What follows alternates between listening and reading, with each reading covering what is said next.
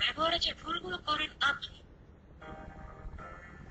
আমরা সবাই জানি জন্ম নিরোধক ব্যবহার করার অন্যতম দুটি কারণ হল অযাচিত গর্ভধারণ রোধ এবং যৌনবাহিত রোগ হতে রক্ষা।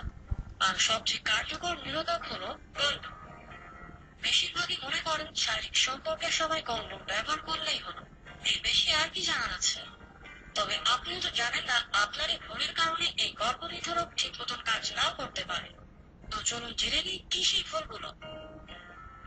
অনেক দিনের অব্যবহৃত বহুদিন ফেলে রাখা কন্ডোম ব্যবহার নিরাপদ নাও হতে পারে। যদি দেখেন আপনার সঙ্গে মানিব্যাগ থেকে কন্ডোম বের করছেন, তবে সেটা বাদ দিয়ে নতুন কন্ডোম ব্যবহার করুন। কারণ ঘরে পড়ে থাকা বা মানিব্যাগে থাকা কন্ডোমে অযাচিত ঘষা লাগা এবং গরম তাপমাত্রার কারণে কন্ডোমের কার্যকারিতা হারাতে পারে। বেশি জায়গা না রাখা, কন্ডোমের সামনের দিকে কিছুটা জায়গা বাড়তে থাকে, সেখানে শরীর থেকে বের হওয়া তরল জমা হয়। বেশি আঁটোসাঁটো করে পড়লে সঙ্গমের সময় কন্ডোম ফোটা হয়ে যেতে পারে বা ফেটেও যেতে পারে। এই দুর্ঘটনা থেকে রক্ষা পেতে কন্ডোমের সামনে সরু প্রান্ত চেপে ধরে তারপর পরিধান করুন। এতে ভেতরের বাতাস আটকে থাকার সম্ভাবনা থাকবে না এবং যথাযথভাবে দৃঢ়ভাবে আটকে থাকবে।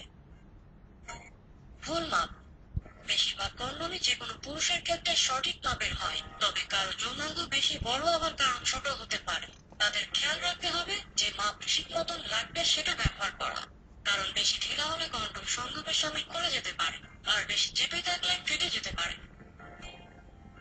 দেরিতে পড়া, সঙ্গমের সময় অনেকেই প্রথম থেকে কন্ডোম ব্যবহার করেন না।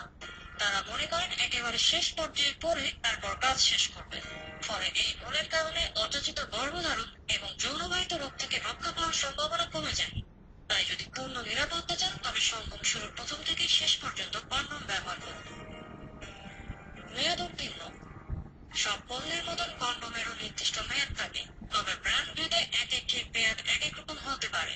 আবার মেয়াদের মধ্যে থাকলেও সেটা ঠিক থাকবে তাও নয়। কিছু কন্ডোমে লুব্রিকেন্টের অন্যতম একটি উপাদান স্পারমিসাইড। এছাড়াও থাকে গরম বা ঠান্ডা অনুভূতি আনবার উপাদান। এই ধরনের কন্ডোমগুলো অন্যদের তুলনায় একটু আগেই মেয়াদ শেষ হয়ে যেতে পারে। তাই যতটা সম্ভব নতুন কন্ডোম ব্যবহার করে নিরাপদ থাকুন।